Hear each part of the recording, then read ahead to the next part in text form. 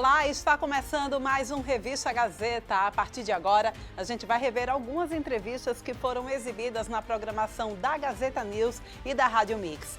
E a gente já começa falando sobre um assunto que vem ganhando cada vez mais destaque, que é o cuidado com a saúde mental. O psicólogo Carlos Gonçalves esteve aqui na Gazeta News e falou sobre a importância da campanha Setembro Amarelo.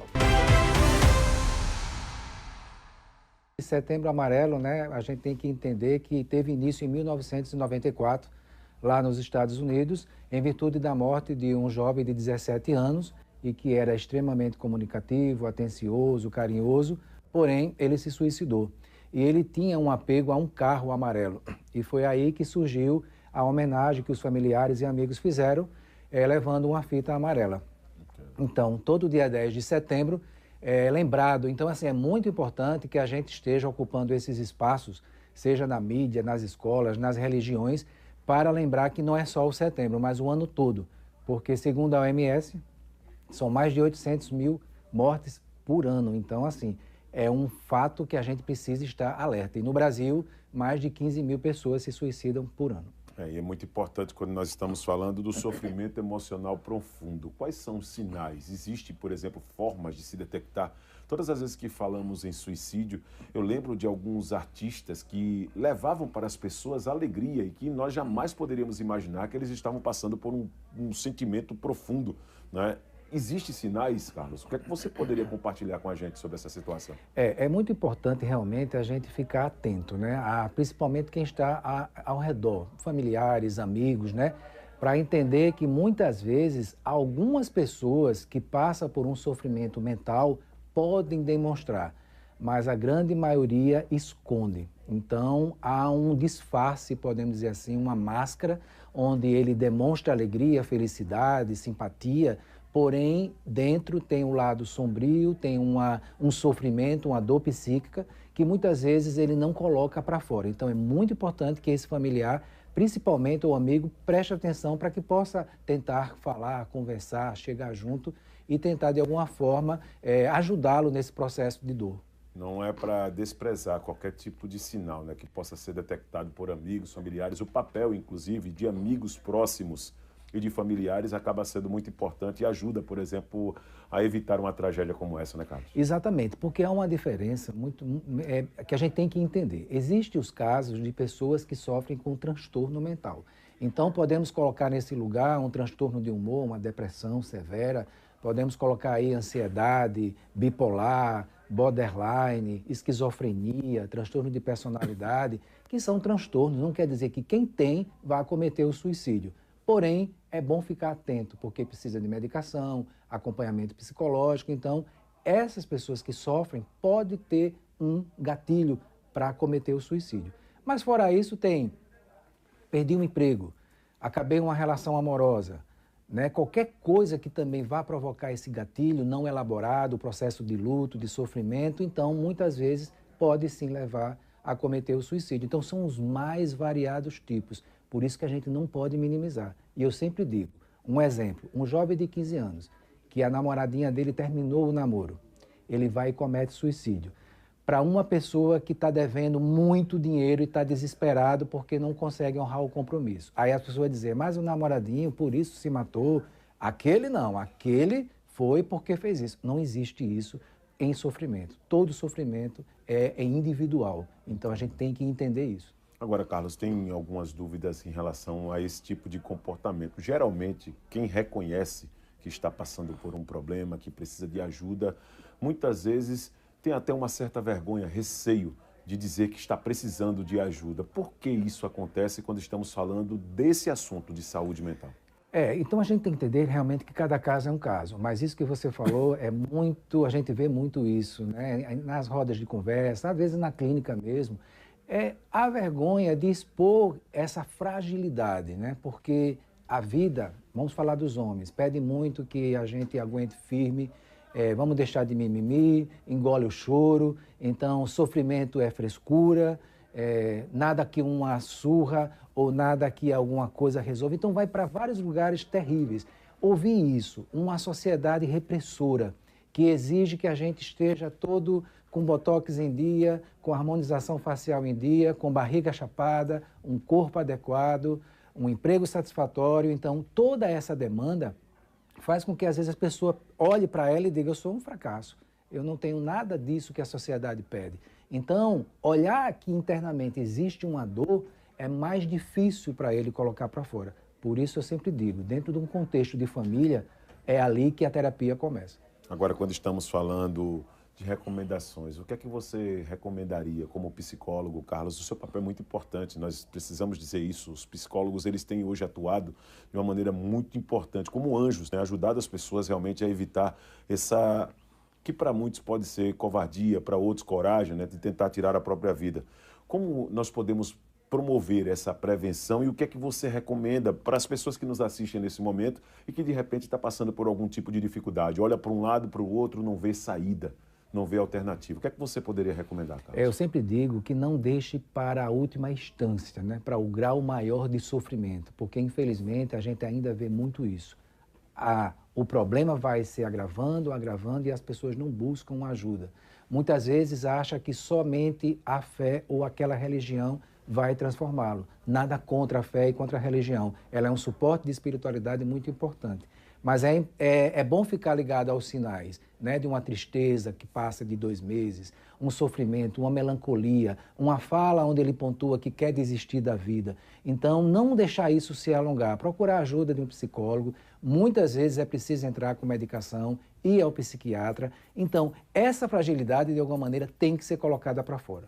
Muito bem. E a respeito de grupos e também serviços especializados, eu gostaria que você também, nesse papel de prestação de serviço que você já exerce como profissional, mas aproveitando nossa audiência, pudesse falar também como as pessoas podem procurar, em caso de emergência, os grupos ou os serviços especializados. Hoje a gente tem assim várias, né, demandas, né? Dentro de um contexto de religião, podemos dizer, muitas religiões já estão dando suporte psicológico, né? Eu sou espírita e dentro do contexto espírita tem psicólogos fazendo atendimentos também. Temos o CVV, Centro de Valorização da Vida, através do 188.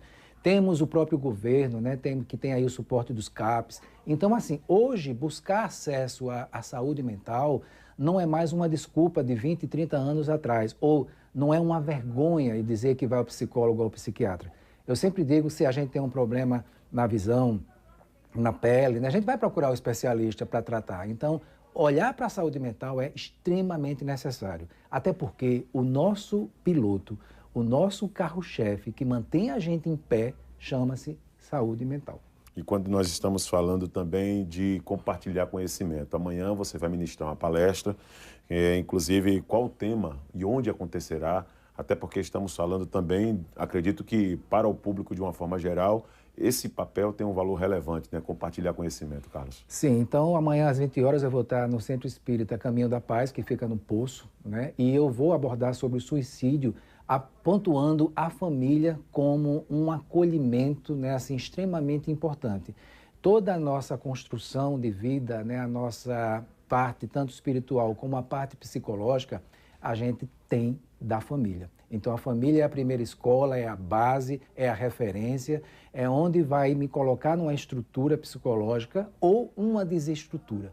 Então, olhar para essa família como um porto seguro, ela é um remédio, um bálsamo para futuras doenças que poderão surgir. Agora, quando nós estamos falando de suicídio, muitas pessoas elas associam também até como válvula de escape a algumas substâncias, inclusive até o consumo de bebida alcoólica. Eu queria que você trouxesse sua observação como profissional a respeito desse assunto, Carlos, que eu acredito que é a dúvida de muita gente. O cara diz assim, rapaz, estou tão estressado aqui e às vezes a pressão só melhora quando eu tomo aquela cervejinha. Isso realmente é um escape, é uma fuga? Eu queria que você falasse tecnicamente o que é que a ciência explica sobre isso. Perfeito essa sua colocação, porque realmente, né, as substâncias e hoje o álcool, podemos dizer assim, que está disponível e acesso para todo mundo, é um grande vilão da questão do suicídio, né? Como você bem colocou.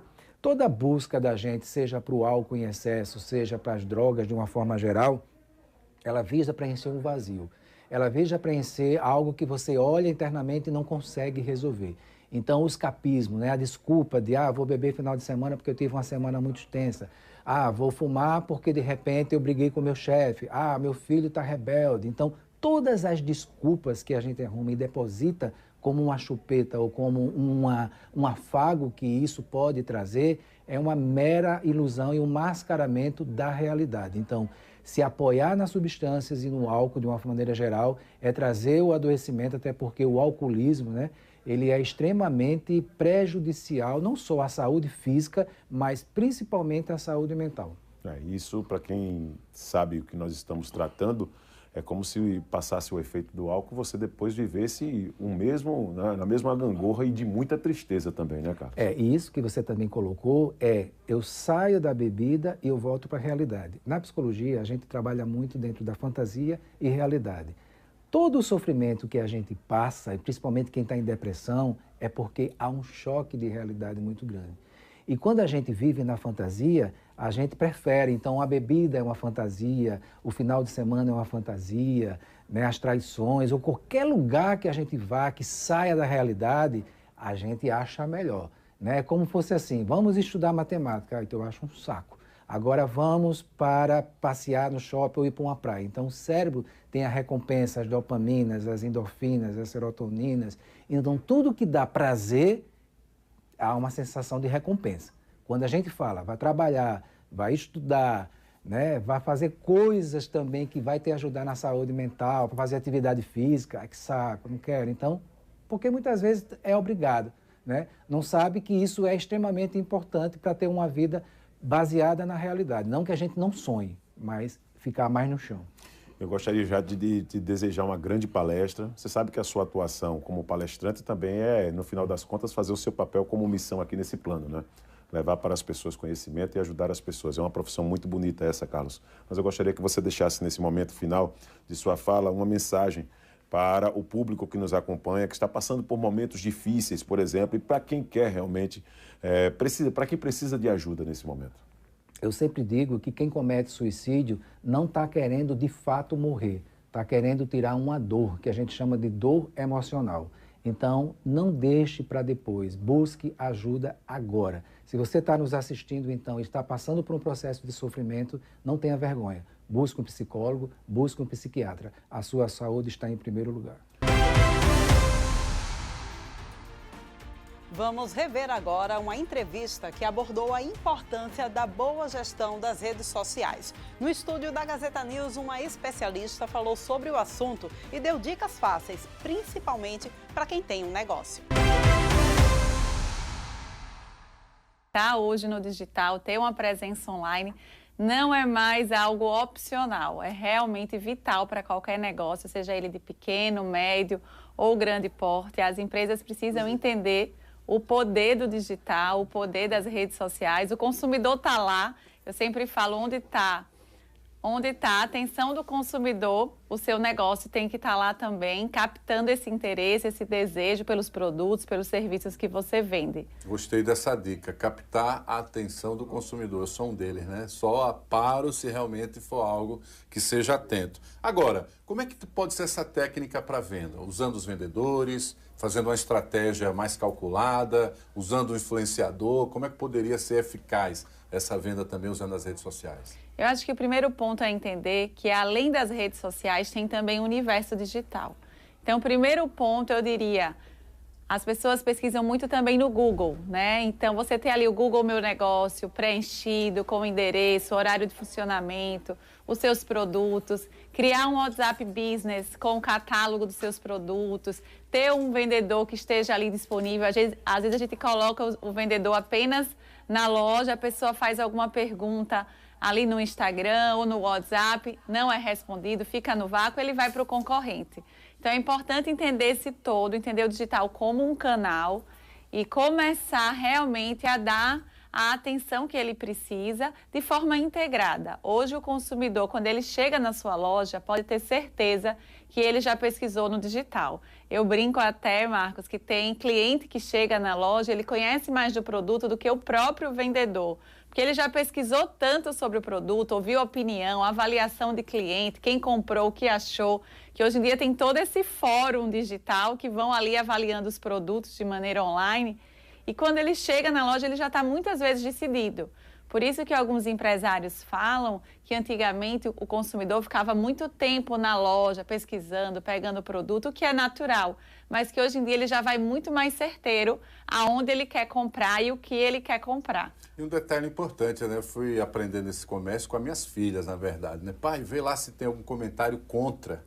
Então, quer dizer, ela já sabe que a possibilidade de alguém ter feito uma manifestação contrária àquele produto, contestando a qualidade, também vai para a rede. Então, esse pequeno comerciante, esse pequeno empresário tem que estar atento a essa situação, porque a repercussão negativa do produto dele depõe contra a venda, né? Exatamente. Você falando de repercussão negativa, existe um site que é o Reclame Aqui, que é o principal, então é um outro canal que ele tem que estar atento, porque se teve alguma reclamação e ele conseguir intervir, ele conseguir resolver, fica lá o selo positivo para o empreendimento dele. Então é como suas filhas falaram para você, pai, veja se essa empresa tem reclamação no Reclame Aqui. Pode ser até que tenha, porque todos os negócios estão passíveis a reclamações. Mas desde que você saiba intervir, resolver o problema daquele consumidor, você fica com a imagem positiva perante o seu cliente. Agora, eu noto que essa questão do comércio, né, eu sou um consumidor todo estranho. Eu não consumi primeiro com empresas brasileiras. Eu primeiro fui alcançado pelas empresas internacionais. E aconteceu uma coisa interessante, eu comprei uma vez um produto na mesma faixa de tempo, numa empresa em Santa Catarina, mas ela tinha muito problema de logística para chegar ao Nordeste, né? Às vezes as conexões de voo não ajudam muito. Aí tinha muita voo terrestre. E nesse intervalo eu tinha comprado num site fora do país. E o produto de fora chegou antes do que o comprado no Brasil. Eles tinham uma estratégia, possivelmente, de entrega. Né? Isso tem que acontecer também, né? A venda na internet não é só estar em evidência, é poder atender a essa demanda, inclusive no tempo do cliente. Né? É toda uma cadeia, né? Se você vende pela internet, a gente estava falando aqui de empresas que são empresas de pequeno porte que usam a internet como estratégia de venda e tem empresas que já fazem realmente o comércio digital, o comércio eletrônico. Então, você tem que pensar em toda a cadeia. Desde quando ele pesquisa, você tem que ser encontrado. Se você não tem ali um site, um portal que está bem ranqueado nas páginas de busca, se não faz vídeos que despertam a atenção do consumidor, até o processo do pós-venda, que é tão importante quanto a venda. Então, a compra na internet, ela não termina no ato da compra, né? Pós-venda pode ser que ele queira trocar, existe uma lei que você tem 7 dias para trocar de forma gratuita os produtos que são comprados pela internet. Entender a regra do consumidor, sempre ele tem razão, tem que lembrar desses detalhes também, né? Eu falo que nem sempre o consumidor tem razão, porque às vezes ele pode ter feito alguma situação que ele não está tão correto. A gente sabe o que acontece. Tem má fé então, também. Às vezes, o consumidor compra, quer trocar depois de 15 dias, 20 dias e já usou o produto, então o produto já está com algum dano. Então, tem que entender cada caso, mas o cliente ele tem que estar no centro da nossa estratégia de negócio, não só de comunicação. Eu falo que o cliente ele está no centro porque sem ele não existe negócio. Mas existem alguns casos que às vezes o cliente não tem a razão assim. Acaba ele mesmo criando algum tipo de armadilha ali, gerando críticas de um modo geral. Um detalhe importante que eu queria saber é o seguinte: a loja física, ela não perde espaço. Agora, quem já é loja física há muitos anos e quer migrar para esse universo digital, tem que atender algumas regras básicas. Entre elas, você falou aí a questão da logística, essa boa comunicação também com o cliente. Acontece muitas vezes de fazer uma ponte, a internet simplesmente ser o chamariz para a própria loja física? Com certeza. Hoje em dia as experiências são híbridas. O consumidor ele não faz essa distinção. O que é uma experiência física, o que é online, é a mesma marca. A marca tem que se comunicar de uma maneira geral, integrada com aquele consumidor. Então, é muito comum, às vezes, você estar numa loja pesquisando ali, caramba, mas eu tinha visto esse produto mais barato em outro site na internet. Você está dentro da loja e ele acaba comprando em outro lugar. Ou vice-versa, você compra na internet para pegar na loja, porque você não quer pagar o frete, por exemplo. Então, as experiências cada vez mais vão ter essa integração de canal. E aí começa a ficar cada vez mais complexo, Marcos, porque é a mesma empresa, mas às vezes elas têm unidades tão diferentes que não se interligam, não se conversam, e isso o consumidor não vai aceitar mais. Porque realmente, para o consumidor, eu estou falando com a mesma empresa, independente do canal que eu escolhi me comunicar com ela. No caso, você já está falando aqui do uso dessa ferramenta digital, que é tão relevante, né? Mas é sempre bom ter o seu próprio canal ou agregar-se a algumas grandes plataformas? Eu vejo que tem algumas grandes empresas que elas também agregam outras pequenas. Sim. E de repente você está lá na grande plataforma, quando você vê, você está se relacionando com a empresa menor. Isso hoje também é uma tendência de mercado. Né? São os marketplaces, né? Então são empresas que já têm uma comunicação muito forte, e aí o pequeno empreendedor ele começa a vender naquela plataforma, paga uma comissão para o dono do marketplace, mas ele tem a visibilidade que talvez a marca dele, por ser pequena, ainda não tenha. Então, tudo tem que ser testado. Eu falo que no digital não tem certo, não tem errado. Você tem que testar o que funciona para o seu negócio. O que não pode é achar que não vai dar certo sem nem ter testado. Então, testar algumas possibilidades. O digital ele traz realmente uma série de oportunidades para os pequenos empreendedores. Eu falo até que quando tem algumas mudanças, você como pequeno é até mais fácil você testar do que às vezes uma marca muito grande. Então você consegue ali fazer testes, ver o que funciona, qual foi o tipo de comunicação que deu mais resultado. O digital ele traz essas métricas como um diferencial do canal, que no off é mais difícil de conseguir metrificar o certo. Então, o digital você faz um banner, quantas pessoas viram, quantas pessoas clicaram, quantas foram para o seu site, quantas fecharam o carrinho, quantas abandonaram o carrinho e você pode mandar um e-mail, uma comunicação, um código de desconto ou uma ligação, enfim, para que aquele consumidor feche aquela compra que ficou ali paralisada no carrinho. Então, são muitas possibilidades e a gente sabe que muitas vezes o pequeno, ele não tem muito tempo, não tem muito braço e acaba fazendo o básico por não acreditar no canal, achar que às vezes o canal não traz grandes resultados, mas é certo que hoje em dia quem investe no digital consegue colher bons frutos. Vamos agora para um rápido intervalo. Revista Gazeta volta já.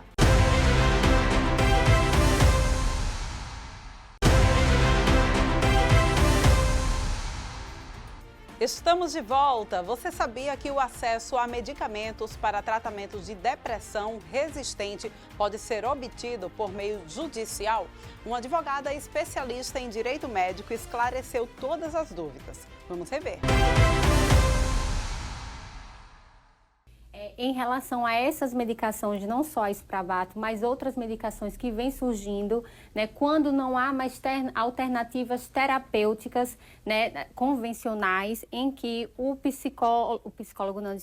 psiquiatra, né, o médico ali assistente, ele prescreve e já não há mais resultado para aquele paciente. Então, uma das alternativas é essa medicação que, infelizmente, tanto no âmbito da saúde pública como também no âmbito dos planos de saúde, vem encontrando negativa. E aí é uma maneira de você buscar esse respaldo ingressando no judiciário. Agora, eu sei que a justiça, até para fazer algumas definições, leva em conta o resultado científico, né, do que está posto e apresentado ao mercado. Não há dúvida mais sobre a eficácia. Por isso que essa luta, inclusive, das pessoas em busca do seu próprio direito, é isso? Exatamente. Ela já tem comprovação científica, já é registrado na Anvisa, e aí temos que prestar atenção no seguinte ponto. Cada caso ele vai ser analisado individualmente. Então, quando você entra no judiciário para buscar essa medicação ou qualquer outra medicação, o juiz leva em consideração o caso em específico, se há uma determinada urgência, a eficácia daquela medicação e a necessidade daquela medicação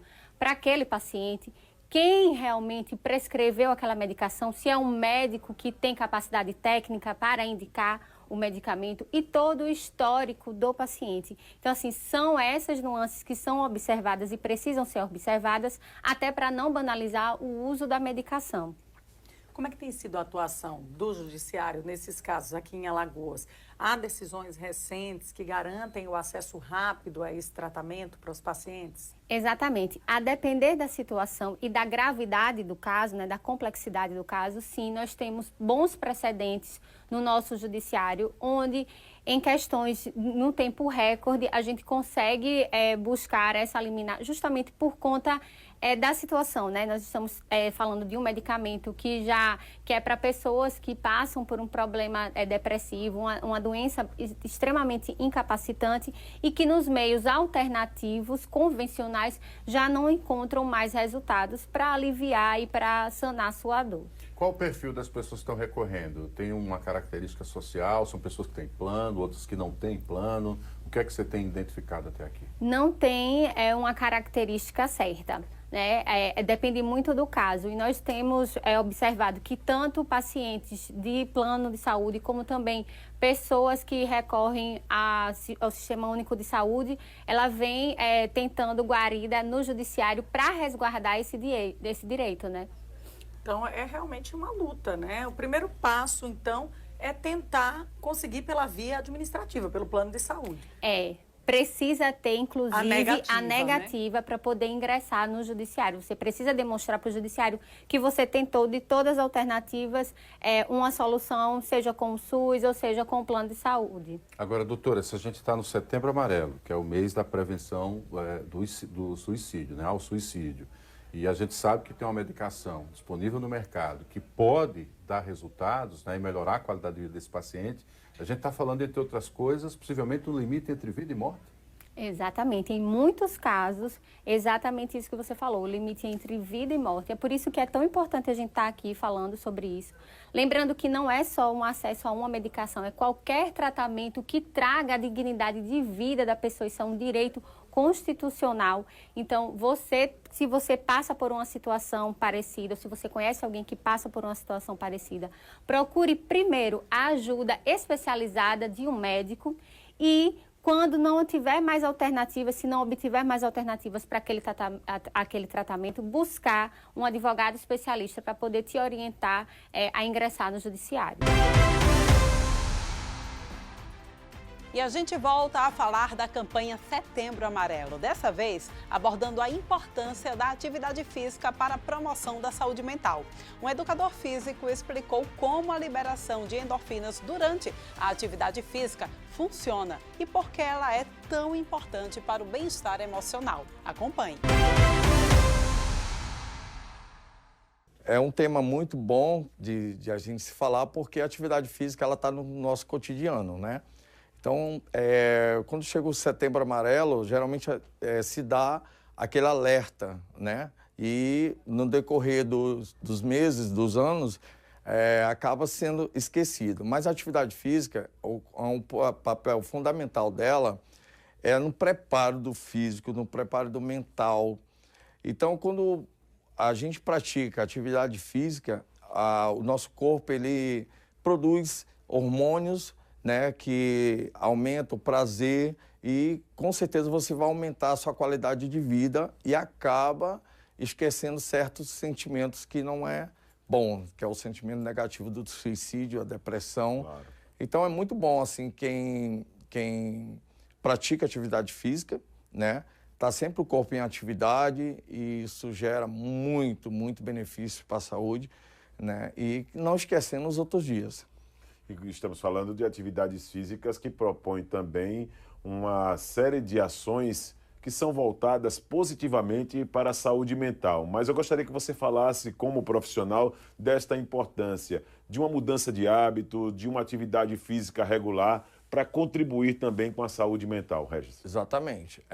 A partir do momento que você tira 15 minutos de uma caminhada pela manhã cedo ou pela tardezinha, você já vai ter um benefício muito grande. A caminhada. Então, a caminhada hoje, digamos assim, é um custo zero, né? Mas muitas vezes a pessoa que está nesse quadro clínico, ela precisa de um incentivo, né? Ela precisa de um vínculo, né? E eu costumo dizer assim, os vínculos são muito importantes nesse momento. De você puxar para uma academia, puxar para fazer uma caminhada,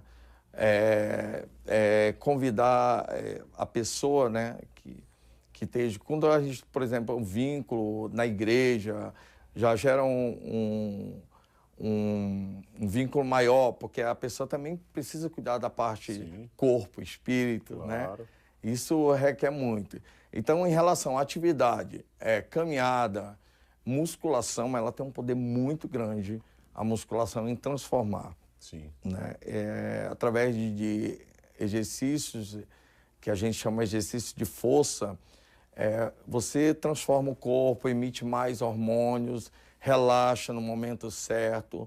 Então, digamos assim, a caminhada, pilates, Inclusive, eu quero mandar um alô para meus bebês do Pilates, que se eu não mandar um alô para elas, elas vão me matar. Tem que mandar, sim. Manda, Meus bebês manda. do Pilates. Então, Pilates. Hoje, assim, digamos assim, a gente tem um poder muito grande, né? E, principalmente aqui na cidade de Maceió, você vê aquela orla bonita, motiva. Nem que você esteja, sei lá, na beira do mar, você vê tantas pessoas caminhando e aquilo acaba te motivando. Claro. Né? Então, uma caminhada, musculação, bicicleta, tudo isso gera muito, muito benefício para o corpo. A sua experiência com grupos especiais, eu gostaria que você trouxesse e compartilhasse com o nosso público essas transformações que você já testemunhou de pessoas que mudaram drasticamente, né, os hábitos. Tinha uma vida sedentária, uma vida que trazia pouca inspiração e que de uma hora para outra a pessoa ligou aquele botão, deu um start e começou a ver a vida de uma maneira mais colorida. Ah, sim, com certeza. Recentemente, semana passada, eu tive um quadro, eu atendo uma cliente que ela tem esquizofrenia, né? Então, assim, o esquizofrênico, queira ou não queira, ele tem muitas coisas que acaba também levando para o lado depressivo e até um suicídio. Sim. Então, a minha cliente, podemos dizer, ela chegou mal-humorada, falando, reclamando, e eu percebi que ela não estava alinhada, não estava bem, né? Eu disse, calma, respira, vamos aqui fazer 10 minutinhos de bicicleta. Aí a gente fez 10 minutinhos de bicicleta e depois eu fiz um alongamento com ela. Poxa, parece assim que eu tinha colocado um remédio na boca dela. Ela já começou a sorrir. E aí ela mesma relatou para mim, ela disse, oxe, eu estava me sentindo tão perturbada, agora eu não estou mais. Eu disse, isso é um poder da atividade física. É importante. E, né, e assim, já trabalhei com outras pessoas que ao pouco vai mudando, vai mudando, vai mudando. E assim, não tem um ponto, dizer assim, ó, com uma semana você vai estar mudada. E começa a fazer atividade física, quando a gente percebe que a pessoa já está interessada, já sente falta daquilo, aí você já pode dizer assim, a atividade física entrou realmente agora, encaixou no corpo dessa pessoa. E, consequência, ela vai ter um sono melhor, vai ter uma relação melhor, né? As aulas coletivas, que é as aulas que eu trabalho hoje, né? Você levando uma pessoa para a aula coletiva, a socialização com outras pessoas, as pessoas mudam. Mudam realmente. Então, eu tenho uma turma de Pilates que não tem como você vir estar lá dentro triste. Elas deixam você super alegre. Isso é muito legal, essa contribuição, porque um incentiva os outros, né? Um incentiva os outros. É muito bonito, assim. Eu digo, gente, Pilates tem que respirar, mas elas ficam naquele clima tão bom, né? E acaba fluindo a aula, sai todo mundo alegre, sai todo mundo feliz. Então, e é preciso, como educador, é preciso também ter habilidade para entender cada caso como um caso, não é, Regis? E você, como educador físico, é preciso também até trazer para alguns aspectos. Exemplo, tem telespectador que pode estar nos assistindo agora para dizer, cara, eu consigo me adaptar muito bem a um ambiente fechado, gosto do ambiente da academia. Você falou agora há pouco em musculação. Outros, como esse humilde apresentador, gostam de ar puro. Gosta de correr na praia, gosta de pedalar, ao invés de ficar naquela bicicleta ergométrica ali no ambiente de academia. Esse tipo de situação é muito bom quando uma pessoa reconhece, olha, consigo praticar atividade física e o meu rendimento vai ser melhor ao ar livre. Como é que você trata essa situação? Até na espécie de anamnese que é feita num primeiro contato com os alunos. Então, a gente, justamente a anamnese, né? A pessoa tem certa restrição, eu não gosto, um ambiente fechado, não gosto de ar-condicionado, eu não gosto de ficar ali naquela espera da máquina. E a gente tenta adaptar, né, esse exercício. Olha, se eu dissesse para você assim, não, tudo bem, o ar livre, tudo bem, mas aonde a gente vai encontrar peso, aonde a gente vai encontrar, aonde a gente vai fazer uma rosca direta, aonde a gente vai encontrar o halteres? Na academia. Infelizmente, para a gente andar com esse peso, não vai dar.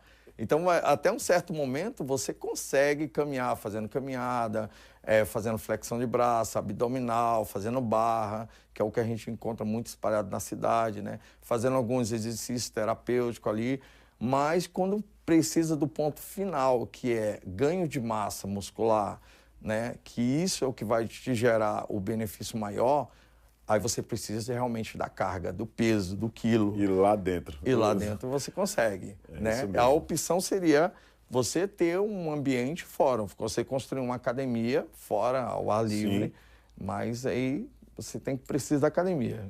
Agora, falando sobre o contexto do Setembro Amarelo, como você acredita que o momento e o movimento também pode ser um aliado no combate ao estigma em torno da saúde mental, agregando, claro, a mudança também de hábitos e as boas atividades através de ações físicas, como você tem, por exemplo, levantado essa bandeira, Regis? Então, assim, como eu falei anteriormente, né? É uma data, é um momento que a gente lembra, né? Então, se eu não me engano, essa história já veio dos Estados Unidos, então foi de um garoto que fez suicídio, ele tinha tudo, né? Não reclamava de nada, praticamente, e aí cometeu esse suicídio. Eu vejo assim, a gente não olhar só para o Setembro Amarelo, mas olhar para todos, né? Olhar para todo ano, olhar para todo indivíduo, sempre estender a mão, sempre tomar a dor, se pode ajudar, estende a mão. Então, que não fique só no setembro, mas que fique no ano todo, né? Atividade, buscar sempre orientação. Hoje, nosso mundo de informação é muito grande, então não tem como você errar, digamos assim, né? Então, eu vejo assim, esse momento da intervenção do profissional de educação física para o Setembro Amarelo seria o ano todo. Eu diria o ano todo. Não ver só setembro, né? Mas ver como profissional, né? E a gente, quanto educador físico, a gente fica muito feliz quando a gente vê muitas pessoas praticando atividade física, que a gente sabe que cada vez mais aquilo ali vai ser pro resto da vida. E você tem ajudado a mudar a vida de muita gente. Regis Santos, nosso carinho, nosso respeito, muito obrigado, como educador físico também pela presença, por falar também, né, em um mês tão importante, mas também da importância das atividades físicas para a contribuição, né, numa melhor saúde mental. Estamos falando, sim, de problemas em que milhares de brasileiros têm enfrentado. Estamos falando também de números alarmantes de pessoas que têm se afastado do ambiente de trabalho por conta de uma saúde mental debilitada e que isso acaba sendo também uma grande contribuição. Atividades físicas e mudanças de hábito, é óbvio que tudo isso com um acompanhamento de um profissional, que acaba no final das contas sendo o mais importante. Muito obrigado, viu, Regis, pela presença. Eu que agradeço, né? E eu espero que você que esteja em casa e pense, né, que fazer atividade física não é simplesmente você varrer uma casa, subir uma escada, eu já faço coisa demais.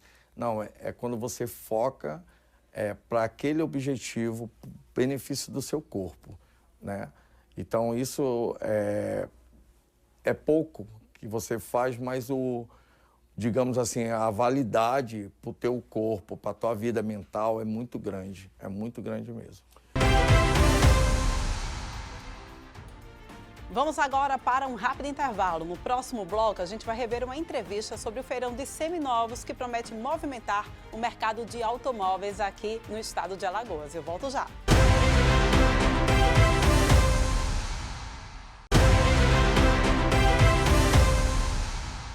E o Revista Gazeta está de volta. Lembramos que vocês podem acompanhar essas e outras entrevistas através dos nossos canais do YouTube, tanto da Gazeta News quanto da Rádio Mix. E vem aí um grande evento para quem quer adquirir um carro ou trocar. O Feirão de Seminovos Carango e Bradesco vai acontecer na próxima semana. O Fábio Bizetto, diretor da Carango, esteve aqui no estúdio do Boletim Gazeta e falou sobre as vantagens que serão oferecidas.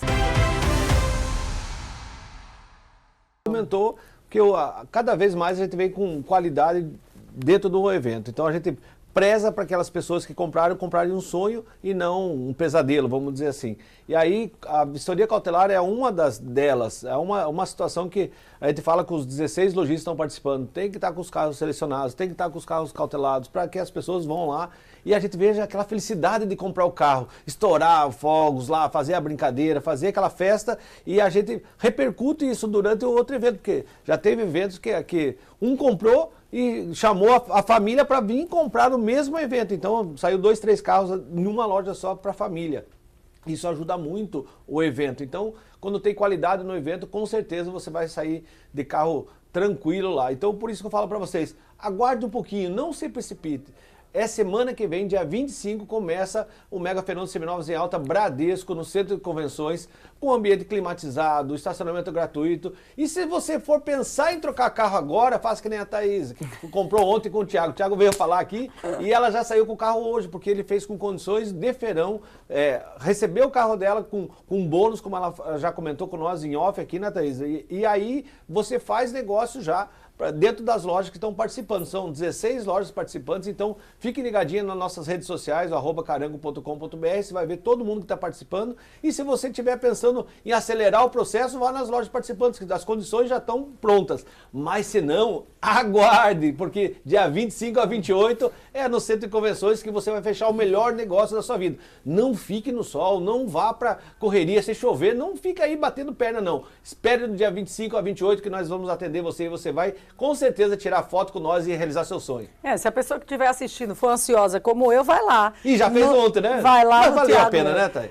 O carro já estava pronto para o feirão, na verdade eu só antecipei. O carro estava esperando. Detalhe importante, tá? Se você não está aí com o capital para pegar um modelo premium como o da Thaís, não tem problema. O feirão ele tem esse perfil, tá? Carros dos mais populares aos tops, inclusive híbridos e também elétricos. É por isso que a gente está alertando para você aqui no Boletim Gazeta. Amanhã a gente dá outro toque aqui também com o Fábio ou com qualquer outro lojista, porque esses 16 formaram um grande grupo de empresários diferenciados, aqueles que só colocam no salão o carro que você merece sem dor de cabeça. Ele já falou aqui, o Bradesco vai ter taxas diferenciadas para você mudar de carro e terminar o ano como a Thaís, de carro seminovo. Uma parceria especial com o Bradesco, mas é importante dizer, se você tem um relacionamento bom com outras instituições bancárias, suas chances aumentam, né? Você consegue ali barganhar taxas menores, consegue ali organizar a prestação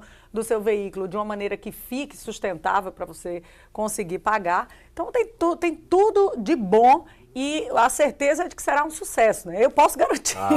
Já estou esperando a carona. Já contribuí para isso, já deu start. Fica ligado. Fábio, obrigado pela sua presença. Está na correria para arrumar o salão. Ele lembrou, o salão é todo climatizado para você ali, ó, ter um ambiente para, com calma, fazer a escolha que vai mudar a sua história e a história da sua família. Então, a próxima oportunidade, Fábio. Valeu, obrigado, Marcos. Eu acho que a gente está junto, espera você para trocar seu carro. E só o último recadinho. Como a Thaís falou, se você está com prestação ainda no seu carro, não tem problema. Leva lá que o lojista amortiza a tua prestação e você sai com uma taxa, por exemplo, o Bradesco vai levar taxas a partir de 0,89. Claro que depende do seu CPF, o score, que isso funciona com o score, mas a taxa é a partir de 0,89, ele amortiza, você já sai com um carro novo e faz que nem a Thaís, sai de carro aí, ó, zerinho, praticamente que é um seminovo novo, né? Nos últimos anos, os suplementos alimentares têm ganhado cada vez mais popularidade, com um crescente número de pessoas buscando complementar sua dieta ou melhorar seu desempenho esportivo, bem-estar e saúde em geral. No estúdio do Jornal da Mix, uma médica explicou os benefícios e riscos dos suplementos alimentares para a saúde. Vamos conferir.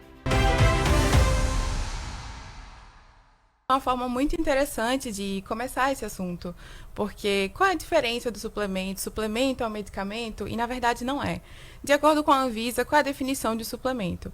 São complementares, nutrientes que complementam a dieta de pessoas saudáveis. Então, nutrientes, minerais, proteínas e outros compostos. Essa é a definição do suplemento.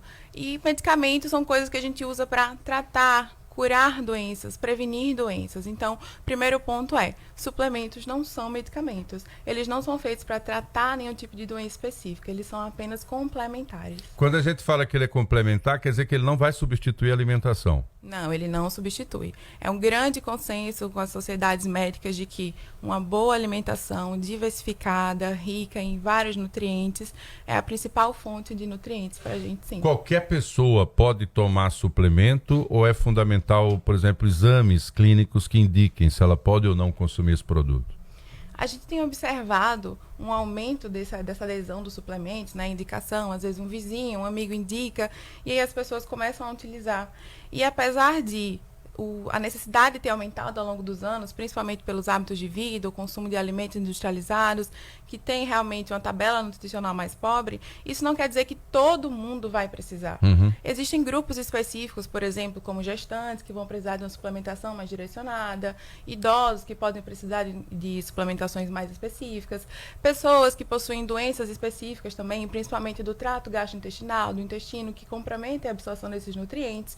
Algumas pessoas que fazem uso crônico de medicações, então tomam algumas medicações ao longo do tempo, que prejudicam essa absorção. Então, existem os grupos específicos. Pessoas que passaram por cirurgia bariátrica também vão poder lançar mão desses suplementos para ajudar no tratamento, no segmento deles. Então, assim, existem grupos específicos que vão realmente precisar desses suplementos, mas isso não é para todo mundo, isso é muito individualizado. É individualizado e tem que saber quem recomenda, porque como eu estava brincando contigo antes aqui, tem muito instrutor de academia indicando suplemento como se ele fosse especialista em entender a demanda nutricional individual de cada um. Oficialmente, do ponto de vista clínico, quem é que pode indicar o consumo de suplemento?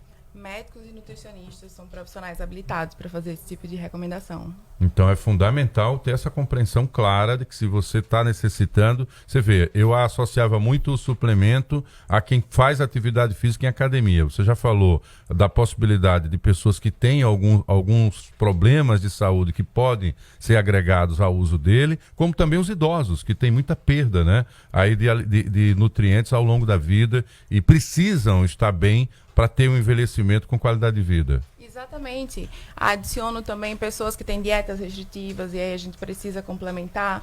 Atletas de alta performance também vão precisar de uma suplementação personalizada. Mas, repito, tudo isso é feito de forma individualizada. Não tem um suplemento universal que todo mundo vai tomar e vai ficar mais saudável por causa dele. Eu entendo. Agora, suplemento não compra com receita, né? Não, eles são... Ainda não chegamos a esse nível, né? Um dia chegaremos, doutora. Quando a gente está falando dos benefícios, é porque você está falando que ele vai se somar e dar aquela carga de força necessária, né, de energia para o corpo sustentar as 24 horas. Mas em que momento eles se tornam riscos? Então, primeiro, a partir daquele mito de que o que é natural não faz mal. Isso não é verdade. A dose e a indicação que vai definir se algo vai ser realmente benéfico ou tóxico para o seu organismo. Esse é o primeiro ponto. Então, a gente precisa ter cuidado. É um suplemento, é natural, é fitoterápico, não faz mal. Isso não é verdade. Eles podem ser prejudiciais. Inclusive, alguns suplementos vão ter interação com alguns medicamentos também.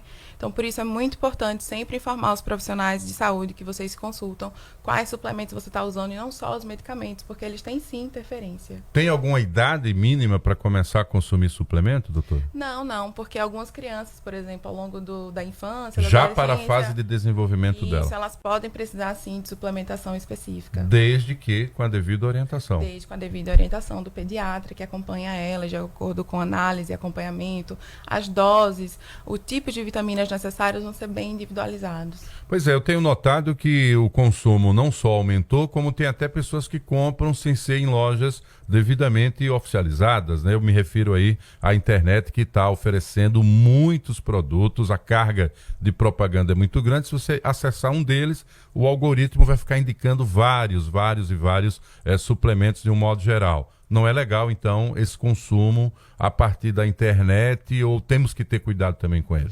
Isso, a gente precisa ter muito cuidado com a qualidade dos suplementos que a gente está utilizando. Então, por eles não serem medicamentos, por mais que a Anvisa faça a vigilância deles, eles não têm um controle tão rigoroso como os medicamentos têm. Então, a gente precisa ter cuidado com a marca que a gente vai usar, a procedência daqueles suplementos. Se tem algum ingrediente que não consta lá na lista oficial e pode estar te prejudicando, então a procedência do suplemento faz diferença, assim, na pessoa que precisa e na pessoa que não precisa também. Vamos ensinar aqui a forma correta. Digamos que a gente tenha feito a consulta e eu já comecei o meu dia, tomei o meu café, eu tomo junto com o café o suplemento, é assim que a gente faz, ou tem um horário específico para administrá-lo? Isso vai depender muito de qual suplemento você está usando. Algumas vitaminas, por exemplo, a vitamina D, ela é uma vitamina que ela é melhor absorvida junto com a alimentação. Então, a gordura da alimentação ajuda a gente a absorver melhor. Tem outras vitaminas que a gente não vai precisar associar necessariamente à alimentação.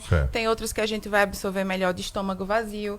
Então, assim, não existe uma recomendação universal de sempre com a comida ou sempre de estômago vazio. Vai depender de qual suplemento você está usando. Então, na prática, eles são uma realidade de mercado. Tem sim uma função que pode nos ajudar de forma efetiva, mas tudo depende do modo como vai ser administrado e do modo que vai ser recomendado. Tem pessoas que podem não precisar de suplemento, por exemplo? Isso. Grande parte das pessoas que têm uma dieta equilibrada, que não tem nenhum uso de medicação, nenhum problema específico de saúde, eles não vão precisar de suplementos. Pois é, eu falava aqui exatamente com a doutora Ingrid sobre o comportamento das pessoas do interior, né? Você tem até exemplo de pessoas da nossa família e que nunca lançaram mão de coisas assim. Mas é como ela bem colocou, né? A vida moderna, a vida diária faz com que ao longo desse percurso você não tenha acesso a tantos produtos, né, naturais como deveria, como as pessoas dispõem no interior. E aí, onde o suplemento vem para ajudar. Por outro lado, é fundamental saber quem receita, porque é aí que vai fazer a diferença, né, doutora? Exatamente. E a minha mensagem principal para os ouvintes é: escute, entenda os sinais do seu corpo. Se tem alguma queixa, algum sintoma que está te incomodando, não procure um suplemento qualquer para resolver aquele problema. Primeiro que suplemento, ele não é um tratamento, ele não substitui medicamento se você tiver necessidade de um tratamento real. Segundo, que você suplementando algo sem orientação, sem uma análise, você pode estar mascarando um problema. Tem algumas doenças que elas começam a manifestar com deficiência de nutrientes. Então imagina você estar lá suplementando sem ser investigado, e aí você posterga, retarda, né, um diagnóstico que você poderia ter aquela chance de já tratar aquela doença, já tratar aquele problema. Então, falta de vitaminas a longo prazo, mesmo suplementando aquela deficiência sempre recorrente, a gente precisa investigar a causa. Neste sábado e domingo, no auditório da OAB Alagoas, acontecerá a 10ª Semana da Inclusão. O evento contará com palestras com psicólogos, neurologistas, terapeutas ocupacionais, psiquiatras, musicoterapia, entre outros profissionais, e marca o Dia Nacional da Luta da Pessoa com Deficiência, celebrado neste domingo. Então, esse ano, a gente vai ter, como você falou, psiquiatra, neuropediatra, neurologista, psicólogo, inclusive a Érica. Né? A gente vai trabalhar muito esse ano a questão de manejo de comportamento, não só para o autista. E uma grande surpresa, vamos dizer assim, é a questão de participar o Dr. Gustavo Arnes, que é do Ministério Público, né? Com a questão da adoção do PCD. Adoção da pessoa com deficiência e adoção tardia. Então, eu vou muito a abrigo, né? E eu consigo adoção para criança com deficiência. Esse ano eu consegui uma. Quer dizer, o ano passado, uma criança foi adotada. Entendo. Até porque você cita... Até por alguém da minha família, né? Não, e quando você cita, Leia, a Érica também como psicóloga, essa situação, é porque nós precisamos reconhecer que existe muito preconceito ainda na nossa sociedade, não é verdade? Existe isso bastante. Mesmo, muito preconceito. E eu digo assim, sempre, a inclusão a gente não faz só no mês de setembro. A inclusão a gente tem que fazer o ano todo. Né? Não adianta a gente trabalhar só o mês de setembro, que vai ser um evento maravilhoso, né? Agradecer o pessoal da OAB, mas a inclusão tem que ser trabalhada o ano todo, é como o preconceito, a questão do bullying, o ano todo. Esses são desafios enfrentados diariamente, né? Não só por vocês que levantam essa bandeira, mas para as pessoas também, né? As pessoas com deficiência, elas passam por isso diariamente. Né? Isso mesmo. Com certeza, e principalmente os familiares dessas crianças, desses adolescentes, que sentem principalmente, e maior ainda, esse preconceito. Inclusive, vai ter uma mãe, né, de um paciente... Duas crianças autistas, suporte 3, que vai dar uma palestra lá, vai conversar um pouquinho sobre o que ela sente na pele, né Leia? Sem rede de apoio. Aí é uma questão também que chama muita atenção, porque a gente fala em mudanças. O que é que precisa mudar, por exemplo, no sistema educacional brasileiro para garantir esse direito à educação de qualidade para todos, sem distinção, Leia? Precisa mudar tanta coisa. Eu estava observando ontem, eu acho que uma PL que vai entrar aí, em relação às campanhas das escolas, né? Que tem que ser agora tipo música, devido à questão sensorial do autista. Mas eu acho que tem coisas bem mais importantes, tipo a questão de trabalhar a questão de manejo de comportamento, adaptação de conteúdos, que praticamente não existe. Então, tem tanta coisa importante para ser trabalhada dentro de uma escola que não se trabalha. Eu acho que 95% das escolas, se me perdoem, mas, assim, é difícil. Hein? Falar inclusão é difícil. Falta preparação. Teoria tem muito, sabe? Sim. Mas a prática mesmo, assim, é complicado, porque a inclusão envolve muita coisa. Você vai para uma sala de aula, você tem que fazer adaptação de avaliação, adaptação de atividade, né? É complexo? É, mas tem que ser feito. Agora, como as áreas envolvidas durante esse encontro, como a pedagogia, a psicologia, a terapia ocupacional e as outras áreas podem também colaborar com esse processo de aprendizagem de crianças com deficiência, na opinião de vocês? Isso. Tem um tema maravilhoso, todos, né? Mas a questão de manejo de comportamento, que é com Érica. Que já entra a área de psicologia. Muito bom essa palestra dela. Eu não conheço, por exemplo, o manejo de comportamento. Na prática, como funciona? Então, é isso que a gente vai conversar um pouquinho lá no sábado, que é sobre o manejo de comportamento, né? Eu vou dar uma explicada o que são os comportamentos interferentes, quais são, como eles acontecem, por que eles acontecem. E aí, é onde a gente entra com esse manejo, né? Quando o comportamento acontece. Entendo. Porque todo comportamento tem um motivo. Entende? Então, a gente encontra o motivo e aí a gente entra com o manejo. O que é o manejo de comportamento? É como eu, vou agir com a criança no momento do comportamento interferente. Entende? Então, é isso que vai ser explicado. Como o profissional, tanto da área clínica como da área pedagógica, ele pode agir nesse momento, como ele deve agir nesse momento. Isso vai ser explicado, né? E, principalmente, assim, o que vai ser muito pontuado é o amor, que precisa ter muito amor, muito carinho, né? Neste momento do comportamento interferente, entende? Perfeito. E às vezes, como a gente fala sempre, a gente tem uma criança que se desorganiza por alguma questão. Então, a gente pega uma pedra de gelo, coloca na mão, né? Ele fica ali, ó, se organiza no mundo dele totalmente. Então, isso também vai ser trabalhado lá, né? Logicamente que, como é transtorno, o espectro é diferente.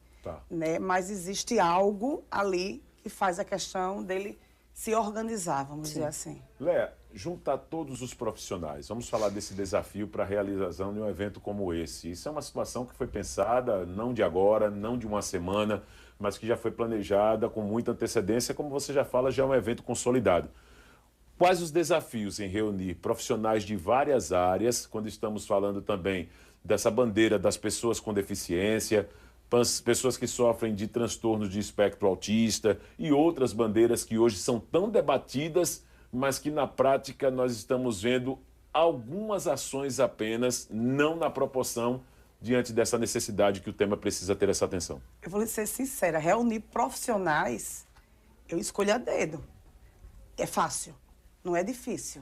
Aparecem muitos. Aparece, tá? Mas assim, difícil é você encontrar pessoas que queiram participar, certo? Mesmo um evento que não tem fins lucrativos, um evento que não é pago, nós tivemos, assim, o apoio de 5 instituições, de 38 que eu, né, pedi.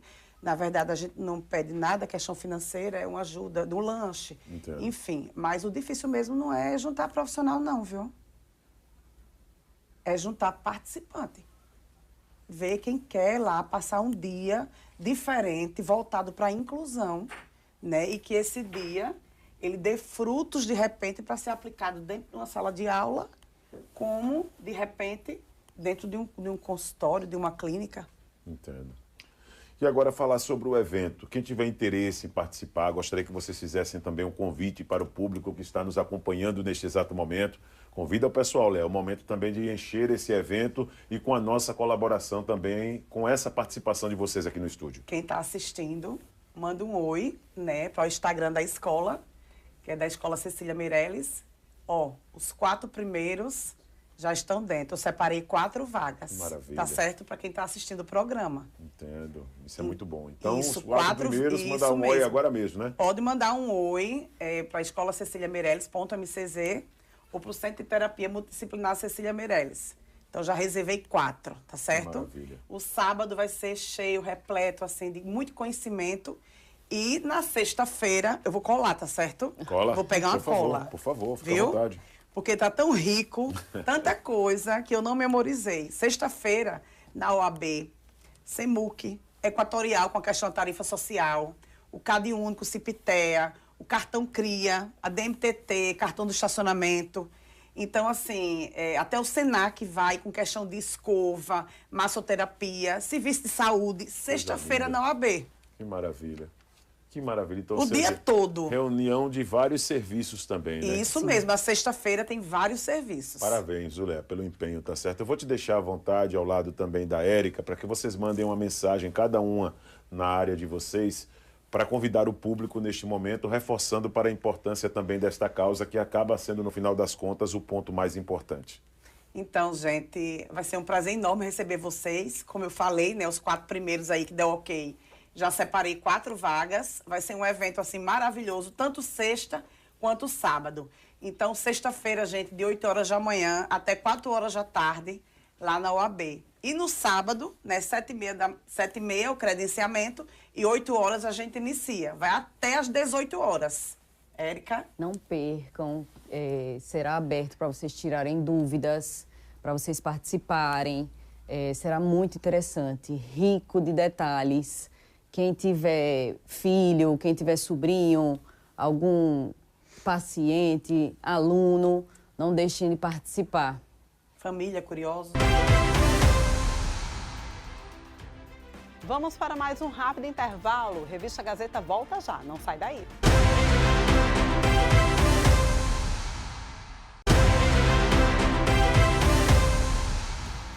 Voltamos com o Revista Gazeta. E olha, vivemos em um mundo agitado, cheio de distrações e urgências que nos afastam do que realmente importa. Mas há momentos em que Deus nos convida para parar, refletir e redescobrir o essencial. O movimento Cursilhos de Cristandade é esse sinal de esperança. E este tema foi abordado em uma entrevista no Jornal da Mix. Vamos rever. O Cursilho de Cristandade surgiu aqui em Maceió na década de 71, quando o arcebispo da nossa arquidiocese era Dom Adelmo Cavalcante Machado. E ele era um bispo conciliar, né? E conheceu o Dom Eugênio Salles, bispo de Salvador. E contou um pouco da história do movimento de Cursilho, né? O seu carisma, a sua metodologia, e ele se encantou.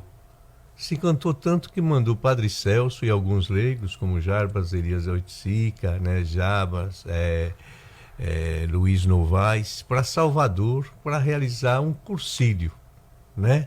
Para participar de um cursílio para ver como funcionava. Isso foi... Depois participaram do segundo cursílio interdiocesano de Salvador, Padre Celso sempre à frente do nosso movimento, né, o nosso assessor eclesial sempre, né, dedicadíssimo, né? E esse cursilho em 1972 chega na Arquidiocese de Maceió, com a parte do pessoal de Salvador para dar as mensagens e uma parte dos que participaram também do cursilho em Salvador e mais as pessoas daqui de nossa cidade, né? Dr. Jarbas, Lorival de Melo Mota, Jabson Almeida e outros, né? E aí o movimento iniciou a sua caminhada, né? Até nos dias de hoje. Nós completamos em 1922 50 anos de existência na nossa arquidiocese e este ano a gente completou 53 anos. Né? Dário, tem outros movimentos pastorais, e aí é isso que, para quem não está dentro, né, enfim, vivendo a realidade dos encontros das paróquias, da arquidiocese de maneira geral, pode não entender. Qual é a diferença do MCC para essas outras as iniciativas? Tem o SCC, tem outros movimentos, né? Perfeito.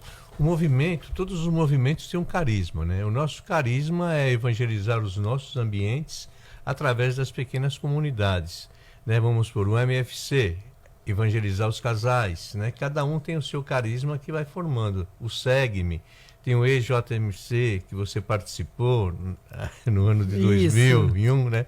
Que é a evangelização dos jovens, né? É uma preparação para fazer o cursílio, né? E onde está na juventude também, isso é muito importante.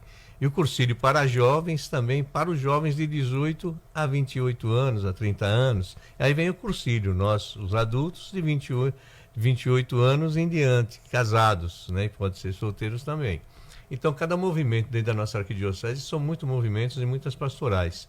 Tem a sua especificação perfeita, que é onde vai atingir. Aí vamos por Pastoral da Comunicação, a PASCOM, tem o objetivo de informar a realidade de todos os movimentos. E hoje vai ter na nossa arquidiocese um evento muito importante para todos nós, que é o ano jubilar, que se inicia hoje. E por coincidência, nesse ano jubilar, Dom Beto Breis faz aniversário, né? Faz os seus 60 anos, e nós já parabenizamos ele desde já, para que essa diocese continue numa caminhada em cima de um projeto de Deus, né? Que isso, o Cursílio, nós trabalhamos em cima desse projeto. Que muita gente, porque Deus nunca desistiu de nós, né? Nós que viramos as costas para Deus, né? Então, a gente precisa conhecer esse projeto, que é um projeto maravilhoso, é um projeto de amor. Onde a gente estiver, a gente apresenta esse projeto. E o Cursílio nos traz esse grande amor desse projeto, né? É uma coisa encantadora. Realmente é preciso conhecer a realidade para ter uma dimensão do que o Dário está colocando aqui. O movimento realmente é maravilhoso, nos coloca numa posição de renovação de fé cristã que é absoluta, né? E a gente vai ter agora um momento, agora já no próximo 26 a 28 de setembro, que é o Encontro das Mulheres, o Cursílio das Mulheres. E o 100º Cursílio do masculino, né? Do Cursílio masculino. Nós já realizamos com esse 100º Cursílio 100 cursílios dentro da nossa arquidiocese. Né? Mesmo na época da Covid, né? Foi espantador, mas nós realizamos o primeiro cursílio para dependentes químicos do Brasil. Né? Na época existia o Juvenópolis, nós pegamos o pessoal do Juvenópolis que era dependente químico e trouxemos para conhecer um projeto.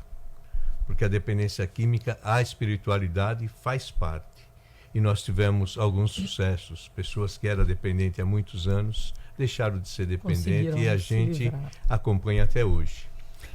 Como é que é essa experiência vivida durante o Cursílio, né? O que é que acontece nesses 3 dias que marca tantos participantes, que todo mundo sai realmente relatando a experiência como única vivida na vida? Olha, são 6 pilares, eu sempre coloco. O primeiro pilar é o plano de Deus, é o projeto de Deus, que é o plano de Deus, o reino de Deus e o seguimento de Jesus de Nazaré. É perfeito, é um plano perfeito, um plano sem... Deus nos fez maravilhosos. E Ele disse, né, que isso era muito bom, né, que esse projeto de Deus é muito bom para todos nós, sem discriminação nenhuma. E aí aconteceu uma coisa interessante. O homem, quando começou-se a perceber disso, começou a modificar esse projeto. Através do poder, da posse, né? E de outras coisas, né? Que aconteceram no mundo. Era bom, mas a partir do momento que ele percebeu, muita gente começou a perceber, a posse é boa, o prazer é bom, né? Tudo isso é bom, né? E aí ele começou a entortar esse projeto. Quando ele começou a entortar esse projeto, Deus mandou o seu Filho Jesus Cristo para ajudar a nós desentortar esse projeto. Né? Esse egoísmo que existia sempre, falou, não é certo que o povo sofra tanto. Começou logo com Adão e Eva, né? Essa questão mandou o seu filho para desentortar. E dentro do Cursílio a gente vive 3 pilares ou 3 degraus fundamentais na nossa vida. Primeiro é o encontro consigo mesmo. Quem não se encontra consigo, não se encontra com ninguém. O segundo é o encontro com Jesus Cristo. Esse encontro é para a vida toda. Não tem como a gente deixá-lo, porque Ele nunca desistiu de nós. Às vezes que a gente desiste dele, mas Ele não desiste de nós. E o terceiro encontro é o encontro com a comunidade. A comunidade, a primeira comunidade é a nossa família. Né? E essa família tem que entender esse projeto de Deus através de quem participou desse cursílio de 2 dias. Né? Ele tem que entender que o primeiro ambiente que a gente tem que viver é na nossa casa. Se a gente não viver bem na nossa casa, volta ao primeiro ponto. Se você não se encontrou consigo mesmo, você não vai se encontrar com ninguém. Se a gente não se encontrar com a nossa família, minha esposa, meus filhos, meus netos, meus genros, minhas noras, é o principal foco. A gente também não vai se encontrar para ninguém, a gente não vai ter dificuldade para falar um pouco da família, do testemunho. Para conseguir tudo isso, o que a gente tem que trabalhar? Primeiro, trabalhar a amizade dentro da família. conversar mais, né? Para vagarosamente a gente vai mostrando, né, como Deus é bom para todo mundo. Aí ele fala, mas onde está esse Deus? Esse Deus está no meio da gente. Mas como? Você vê o vento, você sente o vento. E a gente sente Deus, se a gente quer. Como a gente sente Deus? Através da oração, né? Saber pedir, né, a Deus. E ele nos escuta, né? Depende exclusivamente da gente. Dário, esses dois momentos que nós teremos agora no segundo semestre para mulheres e para homens, quem é que pode participar? Ainda tem a possibilidade de fazer inscrição para essas edições? Explica para a gente. Olha, esse primeiro cursilho feminino é de 26 a 28 de setembro. Todos podem participar a partir de 28 anos, que é mais o cursilho para adulto, né, que nós já realizamos cursilho para jovem. Mulheres, homens, sem discriminação, nós vamos receber com maior amor e carinho, né, que eles vão receber esse projeto de Deus, se quiserem também, né, tudo depende de nós, né. E o 100º vai ser o mesmo projeto, homens, só homens. Por que homens e mulheres? Porque a mulher tem uma espiritualidade diferente do homem, não é? O homem tem uma espiritualidade assim, mais, vamos se dizer assim, diferente das mulheres. As mulheres são mais, assim, mais aconchegante, né? Tem o seu lado especial. E alguns homens são muito resistentes a conhecer esse projeto e viver o projeto, né? Negócio de igreja, tudo. Então, para se inscrever, tem que ir lá na sede do cursilho. Não, a gente tem um Instagram para fazer a inscrição, né? Então tá aqui também o Instagram mccmaceió.ejmcc. Então, mccmaceió.ejmcc. Tem um número de telefone também, que é o 99629.000. A Ana Paula, que é a coordenadora do MCC, fala com vocês. Vou repetir, celular 99629.000. E o Instagram, se colocar MCC Maceió, já aparece lá a possibilidade de encontrar. mccmaceió.ejmcc. E se você exerce qualquer atividade remunerada, saber o que é contribuição previdenciária é importante no seu dia a dia. Afinal, esse é um valor pago mensalmente para garantir acesso aos diversos benefícios previdenciários, desde o auxílio-doença até a aposentadoria. Uma advogada tirou todas as dúvidas sobre esse assunto. Acompanhe. Ainda, e eu acho que enquanto existir ser humano na Terra, vai existir essa dúvida. Porque é verdade que, assim, é uma grande verdade que existem as várias bases de cálculo, as alíquotas são diferentes, as situações são diferentes, então não é simplesmente eu vou contribuir e sem saber como que contribui. Existe todo um trabalho por trás, né? A lei determina isso. E isso vai reverberar, Marcos, diretamente no tipo de aposentadoria que você vai ter. Um passo errado compromete lá no final? Compromete, porque se você não muda agora, lá na frente, quando você vier entender, você não tem mais o que fazer. Porque o tempo passou, você contribuiu de forma equivocada e você não tem como reaver. Principalmente com relação, por exemplo, vamos exemplificar para as pessoas entenderem melhor. Claro. Atenção, gente, ó. Vamos para o caso concreto. Contribuição previdenciária, a Valber está detalhando aqui como funciona. Agora um exemplo concreto de uma situação para você. Vamos começar, porque como a gente já falou lá atrás, existem os tipos de segurado. Existe aquele que é obrigatório e existe aquele que é facultativo. Então, o facultativo, o nome já diz, ele tem a faculdade, ele tem a opção de querer ou não. Esse daí, ele tem as alíquotas de 11%, 20% e a alíquota de 5%. Em que é que isso implica? No tipo de aposentadoria que essa pessoa vai ter. Esse facultativo é você que agora nos ouve, não está trabalhando. Ou, por exemplo, é um aluno aprendiz, é uma dona de casa, qualquer pessoa que não está exercendo uma atividade remunerada, tá? Com regularidade. Com regularidade. E independente, vamos imaginar, eu vou pegar essa tua com regularidade, vamos imaginar uma dona de casa que vende bolo. Certo. ela tem uma atividade remunerada. Ainda que ela só venda aos finais de semana. Certo. É uma atividade remunerada. Para a Previdência, ela é uma contribuinte obrigatória. Ela não é facultativa. Entendi. Percebe? Não é o fato de você ser dona de casa, é você ser dona de casa e não ter uma atividade remunerada. Ô, Válbia, e existe um tempo mínimo de contribuição para ter acesso a benefícios? Existe, Thaís. Por exemplo, como eu te falei, essa dona de casa que não está fazendo nenhum tipo de trabalho remunerado, se ela optar pela alíquota de 11%, ela vai ter que contribuir durante 15 anos, tá? Para ter a aposentadoria por idade. A pessoa que contribui na alíquota de 11%, ela não consegue ter uma aposentadoria por tempo de contribuição. Então, a grande diferença é essa, é o tipo de aposentadoria que você vai ter lá na frente. E, inevitavelmente, ela vai precisar contribuir por 180 meses. Se ela não contribuir pelos 180 meses, porque são coisas diferentes, implica na carência. Certo. Então, vamos pegar a mesma dona de casa que não quero me aposentar por idade, eu quero me aposentar por tempo de contribuição. Como é que acontece? Ela vai poder se aposentar pela contribuição por tempo? Vai. Mas ela vai ter que contribuir na alíquota de 20%. E aí, uma diferença entre essas alíquotas. Se você opta pela de 11%, você só vai poder contribuir sobre um salário mínimo. E, inevitavelmente, a tua aposentadoria será de um salário mínimo.